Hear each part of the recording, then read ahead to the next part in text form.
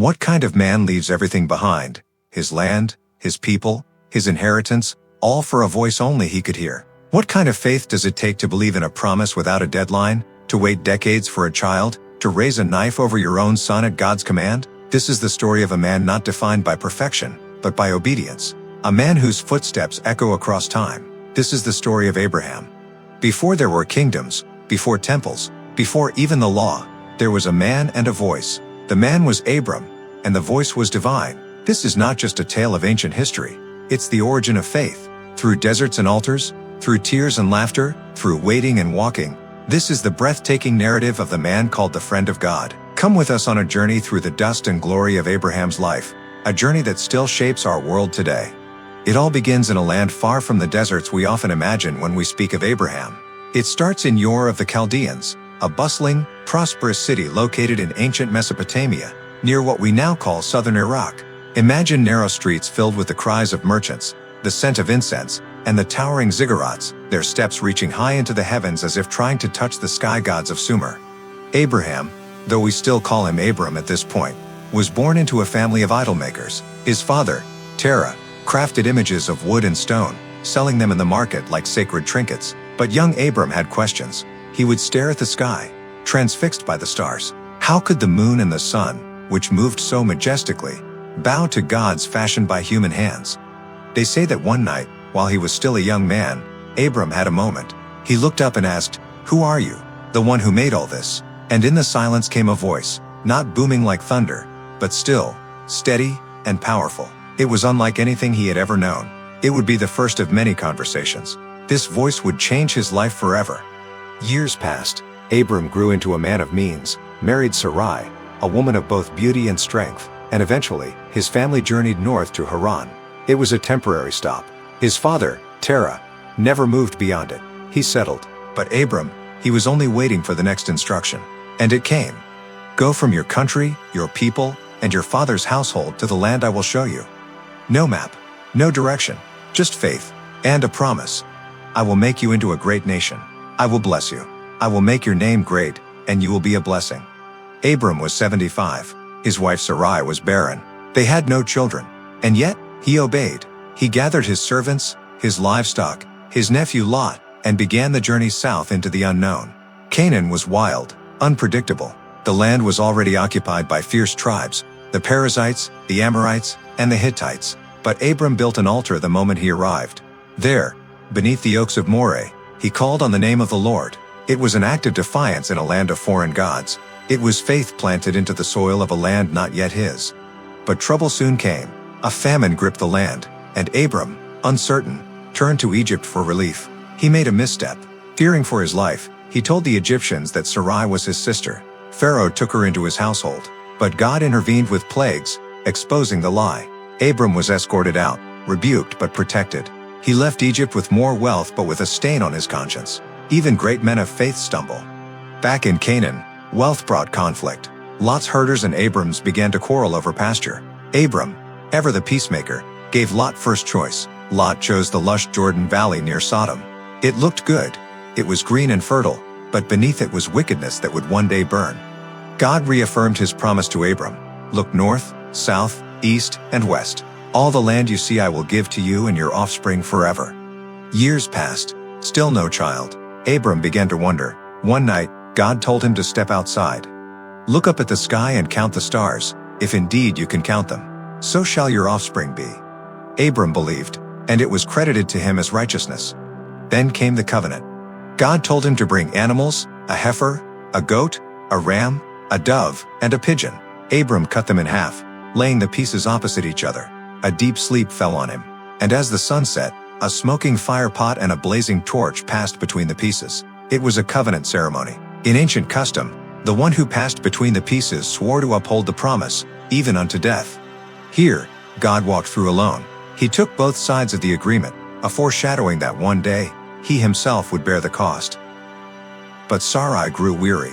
She was aging. The promise felt too distant. She devised a plan. "Take my maidservant Hagar. Perhaps I can build a family through her." Abram agreed. Hagar conceived, but tension erupted. Sarai grew jealous and harsh. Hagar fled into the wilderness, pregnant and alone. There, by a spring, an angel of the Lord appeared to her. "You are now pregnant. You shall name him Ishmael, for the Lord has heard of your misery."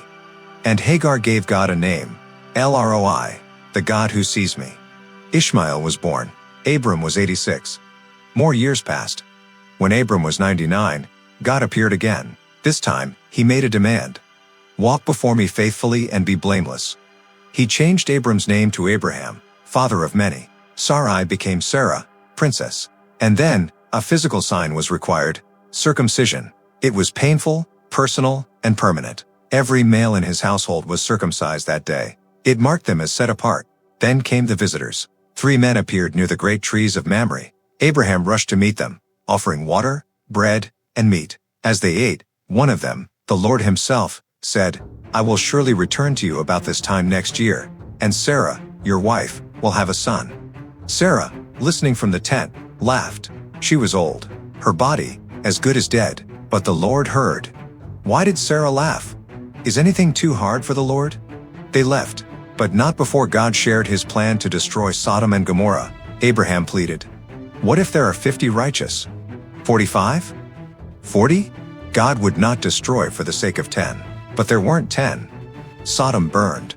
Lot was spared, barely. And then, finally, the promise. Sarah conceived. At the age of 90, she bore a son. They named him Isaac. Laughter. Joy filled the camp. The years of waiting, tears, and wondering all culminated in that tiny cry. But soon, shadows returned.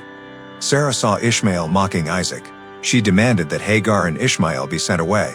It grieved Abraham. But God assured him, Ishmael would also become a nation. In the wilderness again, Hagar ran out of water. She placed Ishmael under a bush and walked away, unable to watch him die. But then, an angel called out. God opened her eyes to a well. Ishmael lived. He became the father of 12 rulers. And even today, many trace their roots back to him. But the greatest test was yet to come. One morning, God said, "Take your son, your only son, whom you love, Isaac, and go to the region of Moriah. Sacrifice him there as a burnt offering." Abraham obeyed.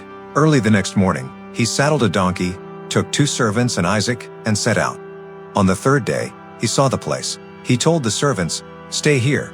We will worship, and then we will come back to you." Isaac carried the wood. Abraham carried the knife and fire.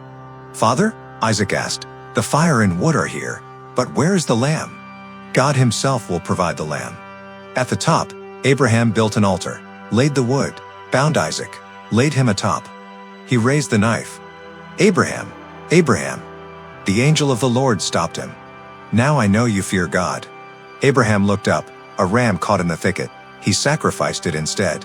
He named the place Yahweh Yireh, the Lord will provide. Time moved on. Sarah died at 127. Abraham mourned deeply. He bought the cave of Machpelah in Hebron to bury her. It was the first piece of the promised land he owned.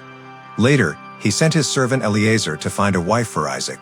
Eliezer traveled to Nahor and prayed, "Let the woman who offers water to me and my camels be the one." Rebekah appeared, beautiful, kind, and strong. She offered water to him and his camels, a task requiring great effort. God's answer was clear.